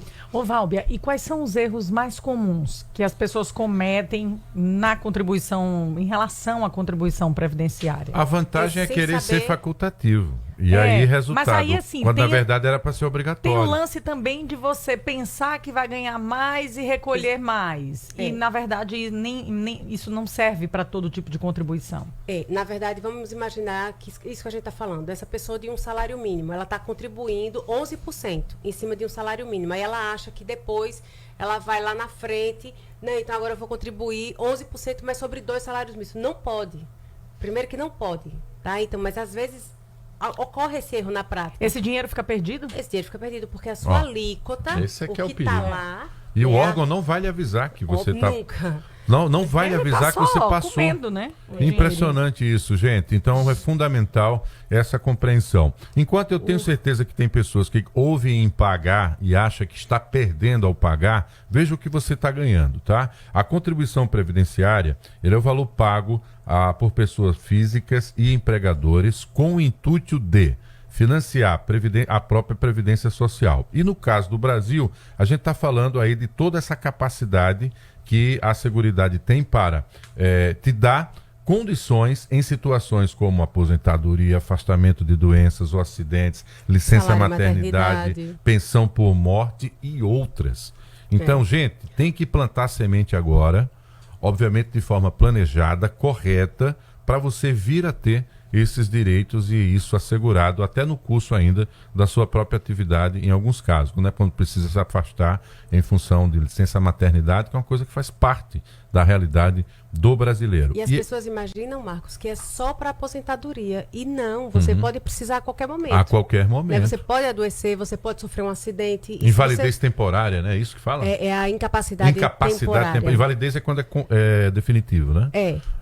Incapacidade temporária. Que hoje, na verdade, é a incapacidade permanente, né? Que chama a antiga invalidez. Ah, perfeito. E aí o contribuinte individual, ele não pode deixar de pagar. O contribuinte individual é aquele que trabalha por conta própria. Ele não pode deixar de pagar. Primeiro que ele incorre num erro e aí é um crime federal. E segundo que ele novamente vai ficar sem contribuição, porque a obrigação dele é dele de contribuir enquanto autônomo. Válbia, aí no caso do contribuinte individual, esse sim pode aumentar a alíquota para contribuição? Se ele tiver na alíquota de 20%, ele pode sim. E se ele tiver na alíquota do salário mínimo? De 11%, vai ser só um salário mínimo.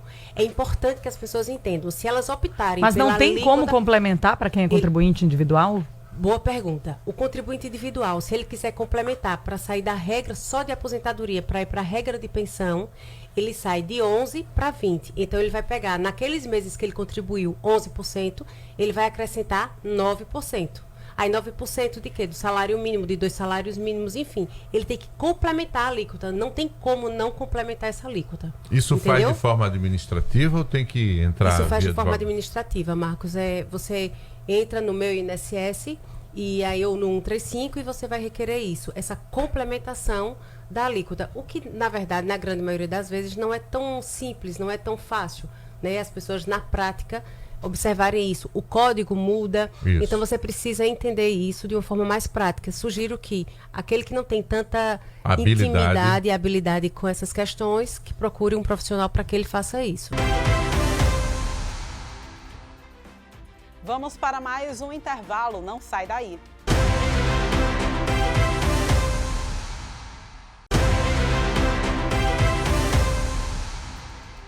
Estamos de volta para o último bloco do Revista Gazeta e a gente traz agora uma entrevista muito bacana sobre como se preparar para participar de corridas de rua.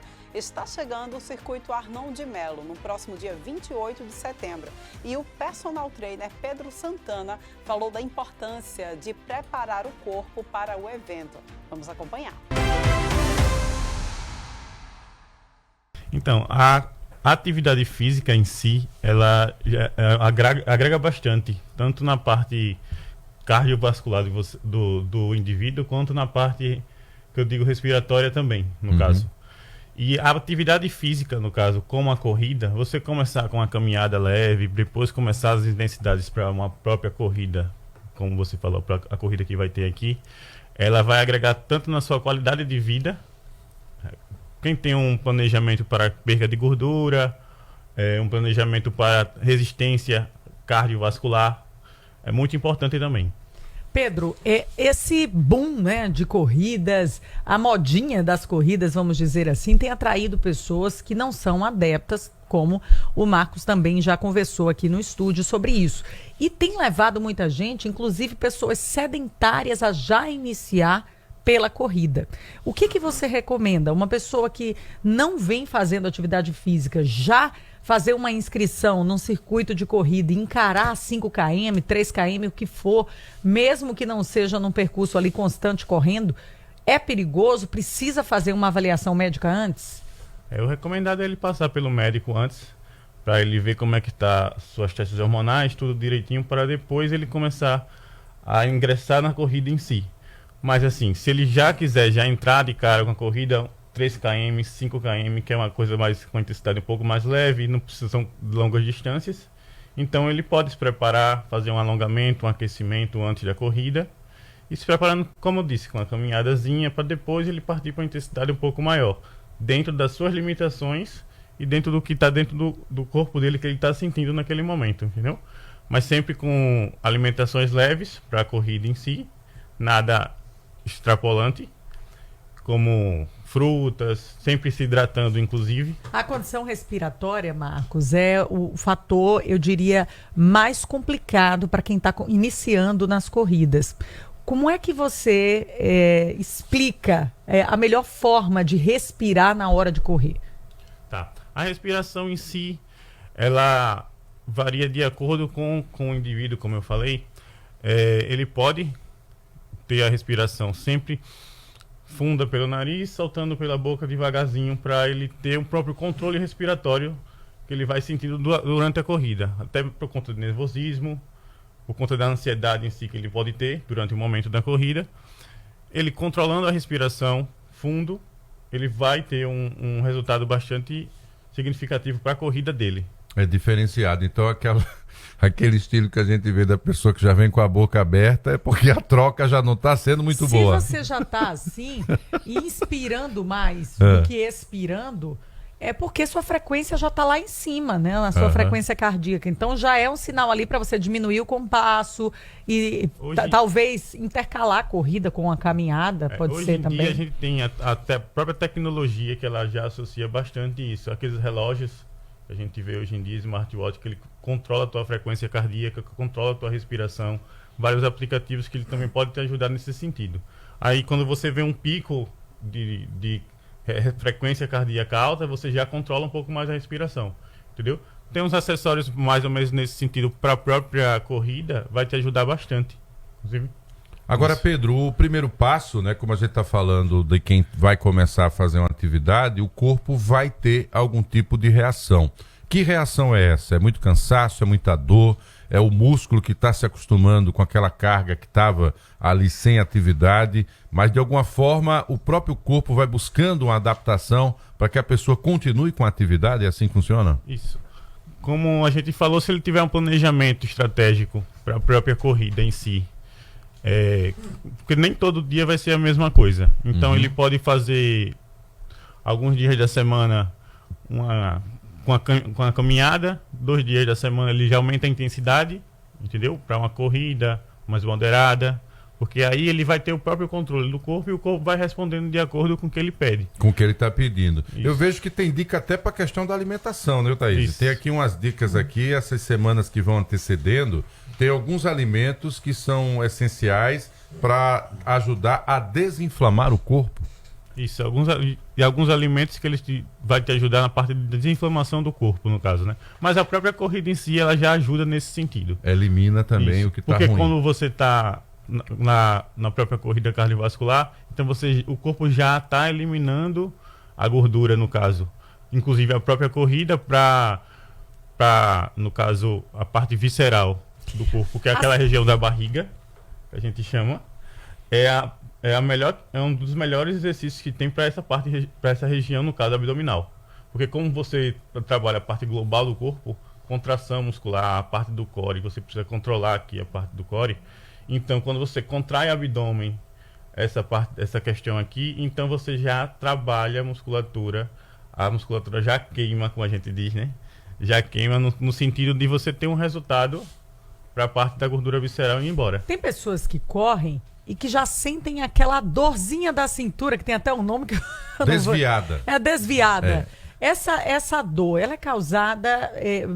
qual é o sinal de alerta que ela dá pra gente? Então, a gente pede para você ingerir bastante água, não é isso? Mas no caso da corrida em si, se você ter essa quantidade de água acima do normal... Não pode tomar muita água, então. Você vai sentir. Quando a gente joga bola, no caso. Então, se você se ingerir bastante água no começo do jogo, você já não tem aquele rendimento bastante que a gente vai ter durante o jogo inteiro. Mesma coisa serve para a corrida. Para a corrida, tem que fazer todo esse trabalho. Inclusive, tem dicas para você que está se preparando para esse momento, né, que é o dia em si da corrida, para bater quilometragem fixada, esse processo de relaxamento para preparação do seu corpo, tanto com a alimentação controlada, como também com a própria carga de exercício que vai acontecendo. Você falou que tem que alongar e fazer aquecimento. Quem não faz isso está suscetível à lesão, é? A lesão também, até porque você tem que preparar com o corpo, nosso corpo é uma máquina, então você tem que preparar ele para a própria corrida, para qualquer exercício físico, no caso. Então, se você tem um alongamento de membros inferiores completo antes do próprio exercício, como a gente diz, então você previne de lesões. Eu tenho um amigo que ele trabalha muitos anos com computador. Por conta disso, ganhou um peso que estava fora da realidade, até para ele que já foi atleta no passado. Adotou corrida há pouco mais de 1 ano. Ele fez um relato, achei que era mentiroso, depois eu fui ver e tem sentido, que como ele tinha uma vida totalmente sedentária e trabalhava muito tempo sentado, ele tinha dores nos joelhos. E ele achava que isso era um impeditivo para fazer o exercício. Quando ele começou a fazer o exercício, entre eles a caminhada, e hoje ele já está com disposição para correr, sumiram as dores dos joelhos. Então quer dizer que tem momentos que a gente sente dores no nosso corpo exatamente pela ausência de movimento? A ausência de movimento. No caso do seu amigo, como ele é um sedentário, ele começa a fazer uma prática de atividade física, então o corpo já responde ele de uma forma positiva. No caso, ele já ganha massa muscular, já ganha resistência para a parte do dia a dia dele, que a atividade física também é para o dia a dia, o que você vai usar do dia a dia melhora teu sono, e como a gente fala, ele vai correr, então o corpo vai entender que ele está praticando uma atividade física e precisa fortalecer, o corpo já entende que precisa fortalecer o joelho. Então ele já manda um pouco de massa magra que a gente fala para o joelho, para a articulação dele já começa a lubrificar melhor, porque ele está movimentando aquela parte da articulação dele, e com isso ele vai ter um benefício de a dor do joelho dele sumir. Muito bom. O problema é justamente esse, né? O sedentarismo, ele inflama tudo. Você vai perdendo massa muscular ali, já causa inflamação. Por exemplo, uma dor de bursite. Para quem acha uma dificuldade de pegar um peso, fazer uma atividade física, vai devagar, né? Tenta fazer a coisa com acompanhamento médico, vê o que o médico recomenda no seu caso, mas em muitos casos, como artrite, bursite, essas inflamações de articulação que impedem muita gente de fazer uma atividade física mais constante ou mais pesada, a atividade física vai resolver essa dor. Você não precisa ir para nenhum tratamento, você não precisa entrar em anti-inflamatório, você não precisa entrar em analgésico. Então, realmente, assim, é o melhor remédio para quem está saindo do sedentarismo. Eu falo com um pouquinho de propriedade, viu? Porque eu passei por uma fase sedentária e fui tentando mudar a qualidade de vida e hoje eu sinto realmente na pele como faz bem. E faz bem, inclusive, para doenças articulares. Depois desse depoimento pessoal, né, da Thaís Cavalcante, tem que dar o testemunho, você vai Márcio. esse ano? Vamos, já tá tudo você certo. vai, a pergunta é sobre você. Eu vou, já estou inscrita. Eu estarei em outro compromisso. Circuito Arnon de Mello de corridas. Inclusive hoje abre o segundo lote, vem? Estarei pedalando. Pois é, abre o segundo lote, tem que estar atento aí no nosso site para fazer isso. Pedro, palavra final é sua. Acho que a gente esclareceu alguns pontos relevantes aqui, mas claro, para quem acompanha um atleta, para quem vê a evolução da pessoa fisicamente falando, você sabe o quanto essa atividade ela é relevante. Por favor, palavra final é sua. Para vocês que vão fazer, tanto o iniciante como o atleta em si, que já vai participar dessa corrida da Arnon de Mello, no caso, é uma corrida que ela tem uma estrutura muito boa. Ela te dá o suporte necessário que você vai precisar. Tanto para um iniciante, porque vai ter pontos de hidratação na corrida, e tanto para um atleta em si. Entendeu? Aí, que vai fazer longas distâncias, que vão fazer poucas distâncias no caso, a corrida vai te dar o suporte. Então vá seguro que lá na corrida você vai ter o suporte que você vai precisar. Não é só a medalha em si. Teve início ontem e segue até amanhã a Mostra Tarrafa, um evento que celebra o cinema produzido por mulheres aqui no Nordeste. São filmes recentes que trazem narrativas potentes e diversas, além de atividades formativas e muita troca de experiências. Vamos rever essa entrevista. A Mostra Tarrafa ela surge dessa necessidade da gente dar uma janela ao cinema feito por mulheres do Nordeste, entendendo que, atualmente, o destaque do cinema brasileiro vem do Nordeste. Mas esse destaque está um pouco centralizado nos diretores homens. Então, onde é que estão essas mulheres? O que é que elas estão produzindo? O que é que elas estão prometendo, inclusive, para o futuro próximo, assim? Entendendo que no universo, num mar do cinema, mundial, inclusive, a gente entende que nós mulheres ainda somos peixinhos pequenos e por isso o nome da mostra é Mostra Tarrafa, porque a ideia é reunir essas mulheres, deixar elas juntas e fortalecer uma o cinema da outra. Então a ideia é exibir filmes dirigidos por mulheres e a diversidade de mulheres, né? Mulheres cis, mulheres trans, mulheres travestis, pessoas não binárias, e aí a gente recebe esses filmes. Eles vão ser exibidos gratuitamente na tela do Arte Pajuçara a partir de sexta, né? De sexta até domingo. E aí são filmes que vão trazer vários temas. A gente tem 3 mostras e cada mostra tem uma personalidade, mais ou menos, assim. Posso explicar um pouquinho se a gente tivesse tempo? Claro. É o seguinte, a gente tem uma mostra contemporânea, que é uma mostra que vai exibir os filmes que estão sendo produzidos agora. Esses filmes eles foram inscritos e foram selecionados a partir de uma curadoria. Então, são 16 filmes que fazem parte dessa curadoria e vão ser exibidos entre sexta e sábado. Temos também uma mostra panorama. A ideia da mostra panorama é escolher um estado do Nordeste e a curadoria seleciona alguns filmes que demonstram uma amostragem, mais ou menos, de como é o cinema feito nesse estado. Esse ano a mostra panorama está com o estado da Bahia. Então a gente vai ver o cinema feito por baianas. Maravilha. Então eu acho que é bem interessante para quem quer conhecer, né? E temos a mostra homenagem, que esse ano homenageia a realizadora Everlane Moraes, que é uma realizadora do Recôncavo Baiano. Ela é muito reconhecida, estudou em Cuba, é uma mulher forte do cinema negro, inclusive brasileiro, e ela vai estar aqui na homenagem, na sessão com os filmes dela, e também vai estar dando uma oficina chamada Navegações Estéticas, para quem gosta de conversar sobre cinema, falar sobre filosofia, imagem, fotografia. É uma oportunidade incrível de trocar essa ideia com uma grande cineasta, que vai estar presente, né, aqui com a gente, fora que ela vai estar no festival, então dá para trocar conversa, vai ser ótimo. Esse é um ambiente, inclusive, sem tanta burocracia, né? No quesito mesmo desse diálogo, né? Que acaba sendo importante para a quebra de paradigmas. Agora, Maísa, vamos falar dos desafios para realizar a Mostra Tarrafa. Quais os desafios que você, como organizadora do evento, precisou superar para chegar nesse momento, faltando aí poucos dias para o início do evento? São muitos desafios.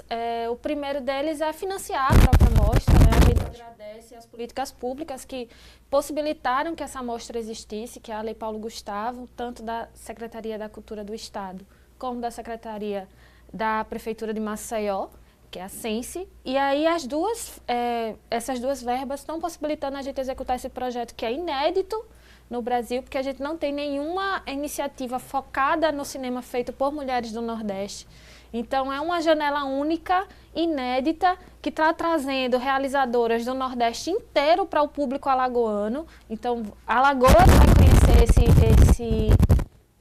filé, né? É uma peneira que a gente fez e a gente vai apresentar o melhor desse cinema. Então, convido ao público alagoano para estar presente. São sessões, mesmo que a gente está aqui falando de mulheres o tempo todo, a programação ela é aberta a todo o público. Então, os homens são bem-vindos, as crianças são bem-vindas, todos são bem-vindos. Eu vou fazer o seguinte, mas enquanto o pessoal vai fazer os ajustes dentro do processo da fala da Maísa aqui, é claro que nós vamos falar muito sobre a Mostra Tarrafa.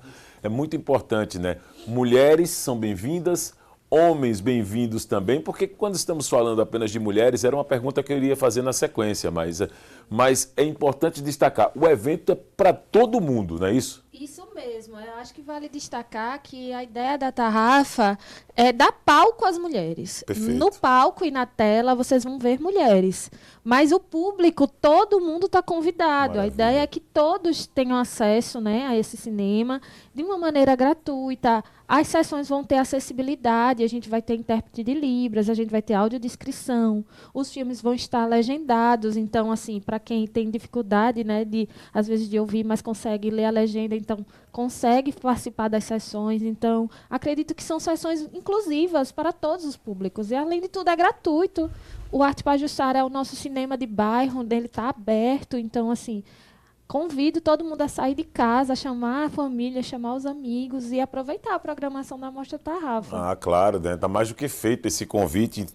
Estamos falando também de uma programação extensa. Eu gostaria que você, nesse seu momento de fala, mas eu trouxesse também os detalhes também dessa programação. Começa que horas, será onde, para poder deixar a informação muito mais ampla para o público que nos acompanha e lotar também esse evento, que eu tenho certeza que já é um sucesso.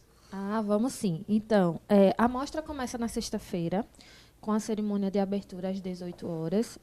Na sexta-feira a gente tem 2 sessões.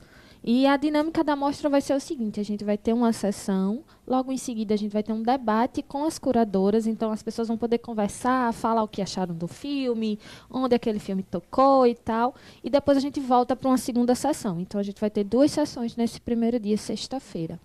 No segundo dia, que é o sábado, dia 20, a gente tem esse momento de formação pela manhã com a Everlane, que é a nossa homenageada, e a partir das 15 horas, 3 da tarde, né, a gente começa as sessões com a sessão da Bahia, com a sessão das realizadoras baianas, e depois a gente tem mais 2 sessões da sessão contemporânea, e no final a gente tem uma festinha de celebração do evento, né? Mas esse evento ele vai ser pago, mas quem quiser vai ser um ingresso acessível, R$20. Nossa. É só procurar mais informações, né, no próprio perfil da Mostra, que é Mostra Tarrafa no Instagram. E no domingo a gente tem a sessão homenagem com a homenageada e também uma roda de conversa com ela, onde o público vai poder conversar com ela, além do espaço de formação. E a cerimônia de premiação, onde a gente vai entregar troféu, vai ter prêmio, vai ser um momento de celebração também dessa edição. Legal, Maísa. Muito obrigado, inclusive, pela sua presença. Parabéns pela iniciativa. Acho que é valiosa, sim, quando estamos falando de promoção da arte e da cultura.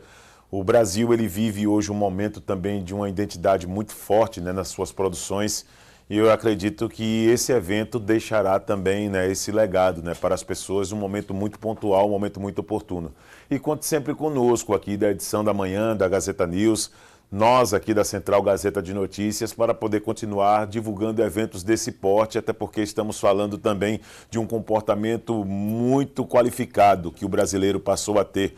Falávamos em outros momentos, né, mas de grandes produções americanas, de outros países, de outros continentes, mas quando olhávamos para a América do Sul, ficávamos bem receosos, né, com a qualidade do produto que estava sendo entregue. Isso mudou bastante, e graças a iniciativas como essa, tá certo?